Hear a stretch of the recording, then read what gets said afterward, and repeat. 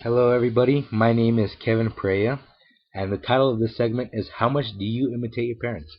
When I first started thinking about what I wanted to research for this project, the thing that came to my mind right away was imitating your parents. Earlier in our class and our books, we went over imitating in infancy, but I wanted to see if there was more to it. I wanted to go deeper into the subject. So, what do I mean by imitate? Children imitating their parents' actions such as habits, speech, likes and dislikes, political views, and beliefs.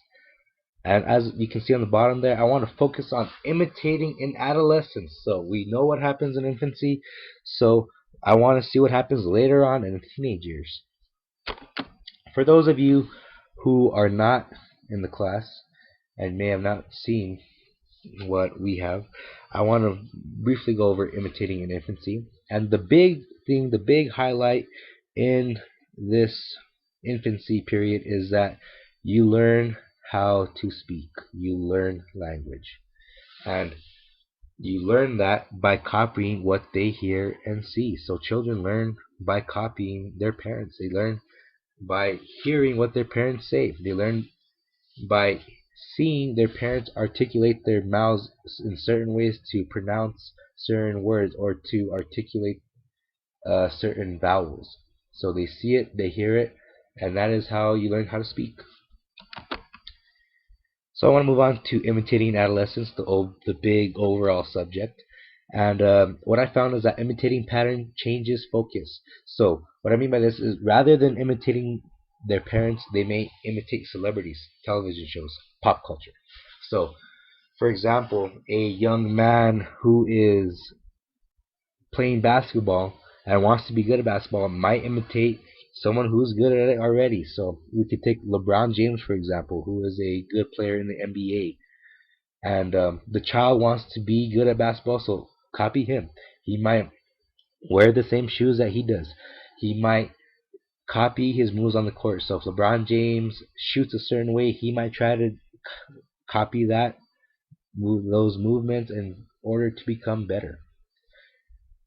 Moving on, in chapter 8 of Experiencing the Lifespan, which is our textbook, I found a very interesting little tidbit, and the argument was that since sexuality and intercourse is in a lot of television shows and commercials, magazines, and media, are teenagers imitating those shows and that media and having sex? Are they having sex because of the media?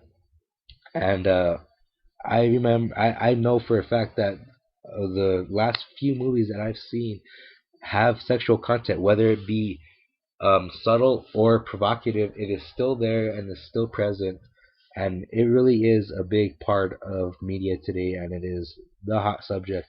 So teens might be imitating this media. So that's one thing to think about. Another big thing that I came across was a lot of motor vehicle studies, and it has to do with teens imitating their parents' driving habits. So one thing I came across was a survey by the University of Michigan and Toyota. It surveyed over 5,500 parents and teens, and the results were that 71% of teens thought their parents were reading or writing directions while driving, so they were distracted. So 71% of teens think that their parents are distracted while driving. And the I got a great quote from this article, and it was said by Dr. Tina Sayer of Toyota's Collaborative Research Center, and she is the principal engineer. And what she said was that driver education begins the day a child's car seat is turned around to face front. And that makes completely and perfect sense for me because once you're a kid and you have no way to get around, you can't go to grandma's house, you can't go to the grocery store because you can't drive. So you have your parents to drive you around town and stuff. So when you are a kid, you see the way they drive, you see their habits. So you see the way they use their blinkers, you see the way they turn the wheel. But you might also witness things as your mom doing her makeup while driving. I know when I was a kid, my mom would do her makeup all the time in the car, and that's not necessarily a good thing. Of course, it's not, but she did it anyway, and that's what I witnessed when I was a kid.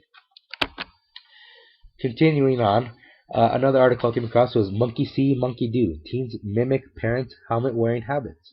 So this was a study done for motorcycle helmet wearing safety, and what it found was that teens whose parents wore helmets as well were more likely to follow. So teens' parents who wore helmets, the teens wear helmets as well. What happens is that there are some laws across the United States where, in certain states, that if you are over 21, you do not have to wear a helmet, and if you are under 21, you have to wear a helmet when you're riding a motorcycle.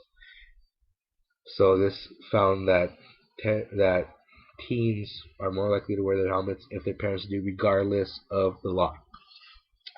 Another article I came across was arguing that television, media, magazines, pop culture had a big influence on teenagers. So it's saying that it has a big influence in their moral reasoning.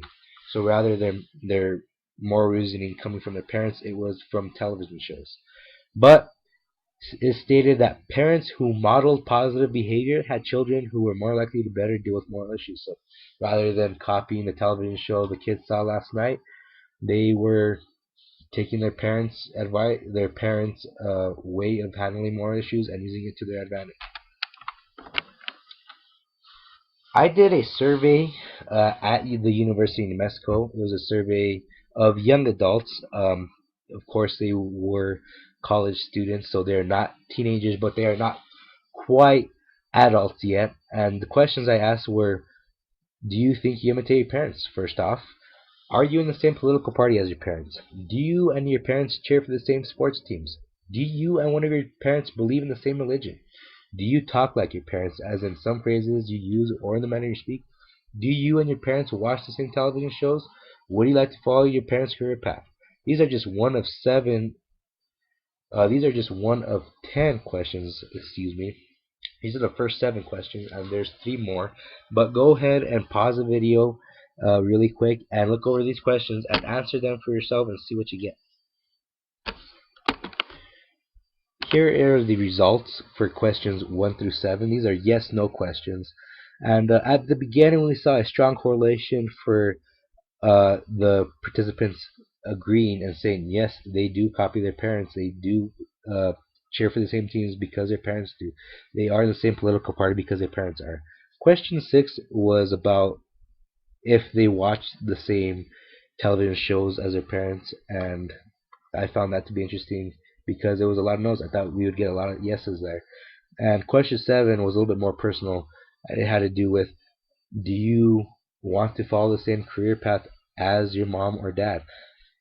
And that was known, and I expected that because usually you want to surpass your mom or father in the profession, or you just want to do a little bit something different than your parents. Question 8 was, do you and your parents share the same hobbies such as playing sports, reading, gardening, cooking, and etc.? So the participants gave me some examples of common hobbies or common interests that they share with their parents, and they came up with sports, cooking, watching movies, traveling, music, and fishing. So these are just things that they share with their parents. Question 9 was examples of beliefs or other things they do because of their parents. So what else do they believe or do because of their parents? And some things that they put down were they were pro firearms because of their parents. They believed in the same parents' morals. They believed in gay marriage because their parents believed in gay marriage, and so on and so forth. Question 10 was, on a scale of 1 to 10, how much do you think you imitate your parents? And we were pretty much on average about a 5.5. So, you know, they thought that their parents had some influence on them. They did imitate their parents, but they're not complete copies of their parents. So that's pretty predictable.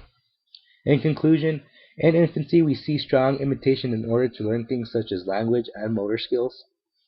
In adolescence, there is a change from imitation to emulation. Emulation meaning that they still imitate their parents, but they have their own spin to it. They have their own taste to it. And also we see a change in what children imitate from parents to television shows and other media. Here's my works cited page. Thank you very much for watching this video and enjoy your summer. Again, thanks for watching. Thank God.